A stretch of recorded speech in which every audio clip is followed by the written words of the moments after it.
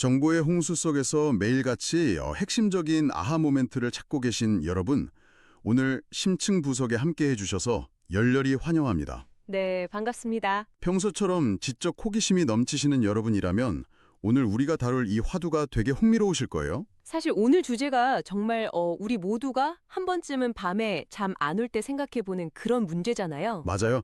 바로 그겁니다. 인공지능이 완벽해져서 노동이 없어지는 시대가 오면 도대체 우리는 무엇을 해야 하는가? 네, 정말 근본적인 질문이죠. 그래서 오늘 우리가 파헤쳐볼 자료는요. 2026년 2월 15일 울산에서 진행된 아주 흥미로운 강연 발췌문입니다. 아, 그 자료? 네. 주제가 노동이 없어지는 시대에는 무엇을 해야 하는지에 대한 내용인데요. 자, 이제 본격적으로 파헤쳐 볼까요? 좋습니다. 이 자료가 시작부터 꽤 묵직한 질문을 던져요. 일론 머스크나 빌 게이츠 같은 사람들이 한 3년에서 5년 안에 AI와 로봇이 너무 발달해서 인간이 일하지 않아도 되는 특이점이 온다고 하잖아요. 그렇죠. 생산성이 극대화되는 시점이요. 네네. 그러면 우리는 기업의 교육 사업을 돕거나 아니면 널리 사람을 이롭게 하는 이타행 같은 걸 해야 하는 건지 이런 질문에서 출발하더라고요. 저기 전문가로서 제가 이 자료를 보면서 가장 먼저 느낀 건요. 이 질문의 바탕에 깔려있는 그 불안감의 정체입니다. 불안감의 정체요? 네.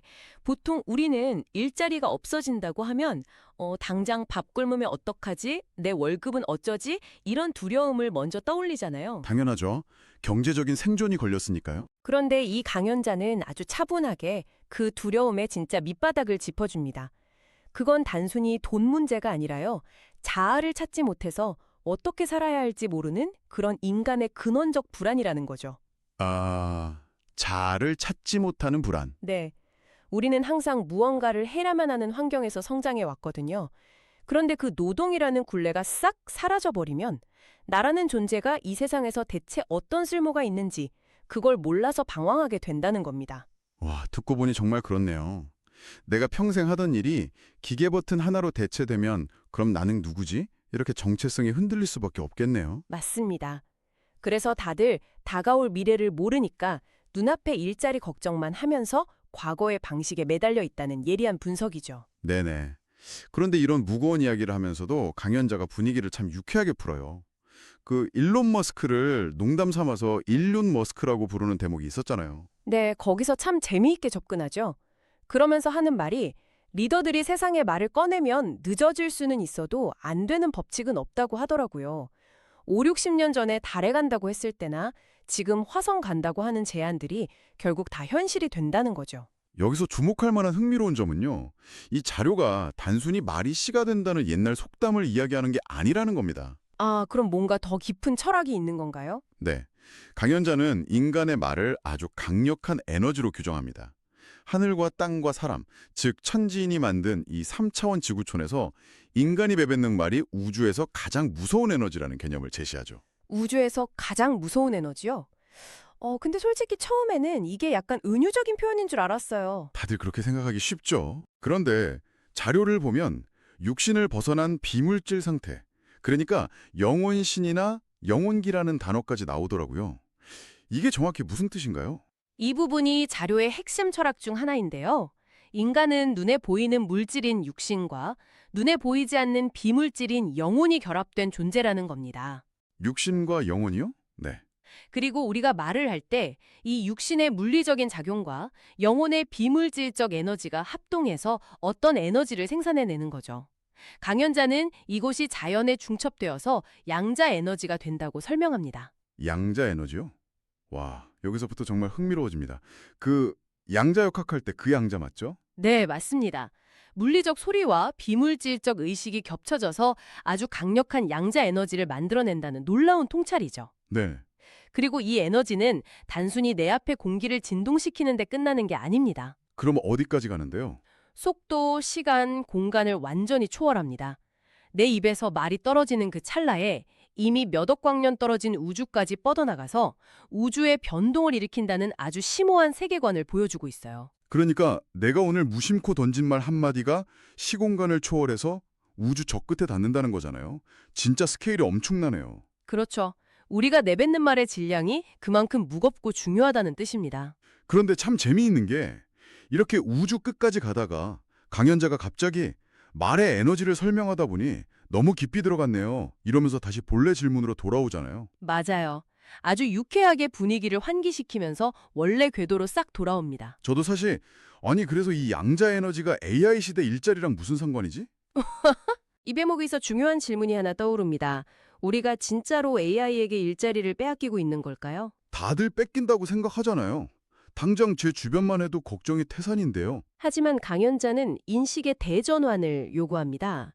AI가 우리 할 일을 빼앗는 게 아니라 우리가 더 이상 그 일을 할 필요가 없어지는 거라고요. 할 필요가 없어지는 거다. 아, 뉘앙스가 완전히 다르네요. 네, 인류가 성장기에서 다음 단계로 발전해야 하는 시점이 온 겁니다. 맞아요. 자료에 나오는 비유 중에 그 세탁기 비유가 정말 찰떡이더라고요.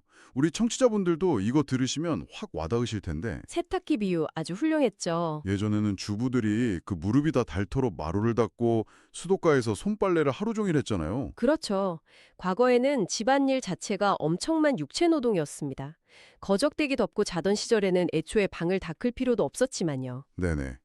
문명이 발전하면서 깨끗하게 설려니까 노동이 늘어난 거군요. 맞습니다. 그런데 그때 세탁기와 청소기가 등장합니다. 이게 바로 인간의 노동력을 걷어낸 최초의 문화적 혁명이었던 거죠. 아, 세탁기가 최초의 노동의 방이었네요. 네. 이 시간 내내 땀 뻘뻘 흘리며 해야 했던 노동을 기계가 단 15분으로 줄여준 겁니다. 자, 그럼 여기서 기계가 노동을 없앤 진짜 이유가 뭘까요? 진짜예요? 편하게 쉬라고 만든 거 아닌가요? 아닙니다. 강연자는 아주 단호하게 말합니다. 그 시간을 아껴서 다른 것을 할 수 있는 시간을 주기 위해서라고요. 아, 다른 것을 할 수 있는 시간. 네, 가사노동에 얽매여 있던 시간을 해방시켜서 책을 읽고 교육을 받고 더 가치 있는 문화를 만들어내라고 기계가 발전했다는 겁니다. 와, 그렇네요. 그래서 이 모든 게 대체 무슨 의미일까요? 지금의 AI 시대로 가져오면요. 세탁기가 육체적 가사 노동을 걷어냈듯이 이제 AI와 로봇이 우리의 반복적인 두뇌 노동과 생계형 노동을 걷어내고 있는 겁니다. 네네. 미래는 더 이상 반복적인 노동을 하는 시대가 아닙니다. 활동을 하는 시대죠. 노동에서 활동으로 아주 중요한 키워드네요. 그렇다면 그 활동이라는 게 구체적으로 어떤 걸 말하는 건가요? 아까 질문자가 초반에 언급했던 것들이 바로 그 예시들입니다. 수준 높은 문화 활동을 하거나 기업이 사회를 위한 교육 사업을 하거나 네. 또는 어려운 사람들을 이끌어주는 지도자로서의 역할 같은 것들이죠. 즉, 사회 전체의 질량을 높여주는 고차원적인 활동을 의미합니다. 근데요, 전문가님. 여기서 제가 청취자분들을 대신해서 약간 딴지를 걸어보자면요. 네, 말씀하시죠. 지식을 전달하고 사람을 가르치는 것도 지금은 AI가 너무 잘하잖아요. 코딩도 다 짜주고 어려운 논문도 1초 만에 다 요약해주고요. 지식적인 활동은 굳이 인간이 안 해도 되는 거 아닌가요? 아주 예리한 지적입니다. 그리고 이 질문에 대한 대답이야말로 이 강연의 가장 핵심적인 통찰이라고 할 수 있습니다. 이걸 더 큰 그림과 연결해 보면요. 지식과 덕목을 완전히 분리해서 생각해야 합니다. 지식과 덕목의 분리요? 네. 지식이라는 건 결국 과거부터 이미 존재하던 것들을 모으고 답습하는 거잖아요. 이건 당연히 인공지능이 인간보다 수만 배 더 잘합니다. 그쵸? 속도나 정확도를 우리가 이길 수가 없죠. 하지만 그 지식을 가지고 타인을 바른 길로 이끌어주는 인성과 삶의 덕목은 어떨까요? 아, 인성과 덕목. 네. 사람을 품어주고 위로하고 올바르게 세상을 살아가는 지혜를 가르치는 건 데이터 조합으로는 절대 안 됩니다. 오직 따뜻한 피가 흐르고 삶을 경험한 사람만이 할 수 있는 고유의 영역이죠. 그래서 자료에서 그 충격적인 예시가 나온 거군요. 미래의 교사라는 직업이 엄청나게 사라질 거라는 부분요. 맞습니다. 강연자는 단순히 지식만 가르치는 선생은 미래의 30%에서 많게는 70%까지 사라질 것이라고 경고하죠. 70%면 정말 어마어마한 수치네요. 네, 그 이유가 명확합니다.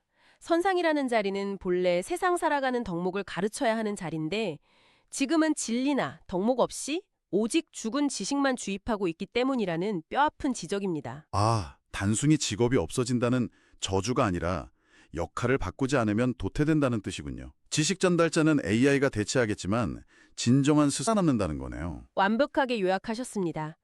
다가올 활동의 시대에는 우리 스스로가 진리를 공부하고 내면을 변화시켜서 깊은 인성을 갖춰야만 합니다.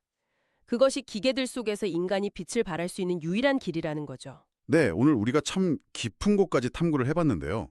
늘 새로운 것을 배우고 탐구하시는 우리 청취자 여러분, 네. 오늘 이 대화가 여러분의 삶에 아주 중요한 힌트가 되었을 거라고 확신합니다. 다가오는 AI 시대는 결코 일자리를 빼앗기는 두려움의 시대가 아니잖아요. 전혀 아니죠. 오히려 해방의 시대입니다. 맞아요. 단순 노동에서 벗어나서 고차원적인 활동과 내면의 인성을 탐구할 수 있는 거대한 자유의 시간이 우리에게 주어지는 거니까요. 저도 마지막으로 강조하고 싶은 게 하나 있습니다. 오늘 우리가 앞서 말했던 말이 곧 양자 에너지라는 그 우주적 스케일의 개념 말입니다. 아, 네네. 시공간을 초월한다는 그 에너지요. 네. 우리가 세상을 바라보는 관점, 그리고 우리가 일상에서 내뱉는 말 한마디 한마디가 이미 세상을 변화시키는 강력한 양자 에너지로 작용하고 있다는 걸 기억하셨으면 좋겠습니다. 관점 자체가 에너지가 된다. 네. 다가올 미래를 원망하고 두려워하는 말을 내뱉을지, 아니면 내 인성을 갖추고 타인을 이끌어주겠다는 따뜻한 말을 내뱉을지는 전적으로 우리 자신에게 달려 있으니까요. 오늘 진짜 소름 돋는 통찰이 한두 개가 아닙니다. 자, 여러분, 오늘 우리는 우리가 내뱉는 말이 시공간을 초월하는 양자 에너지이자 미래를 만드는 씨앗이라는 사실을 배웠습니다. 네. 그리고 인간의 궁극적 역할은 단순 지식이 아니라 덕목을 나누는 활동이 있다는 것도요. 맞습니다. 그렇다면 당장 오늘 여러분은 노동이 사라진 이후에 펼쳐질 여러분만의 찬란한 활동의 시대를 맞이하기 위해 주변 사람들에게 어떤 양자 에너지가 담긴 말을 건네시겠습니까? 인공지능도 1초 만에 읊어댈 수 있는 그런 지식을 자랑하는 차가운 말인가요? 아니면 인간의 온기와 덕목이 가득 담긴 따뜻한 말인가요? 이 질문을 스스로에게 던져보시길 권해드립니다. 정말 좋은 질문이네요. 네, 지식을 넘어 지혜를 향한 오늘의 깊고 통찰력 있었던 심층 분석은 여기서 마무리하겠습니다. 함께해 주셔서 감사합니다. 감사합니다.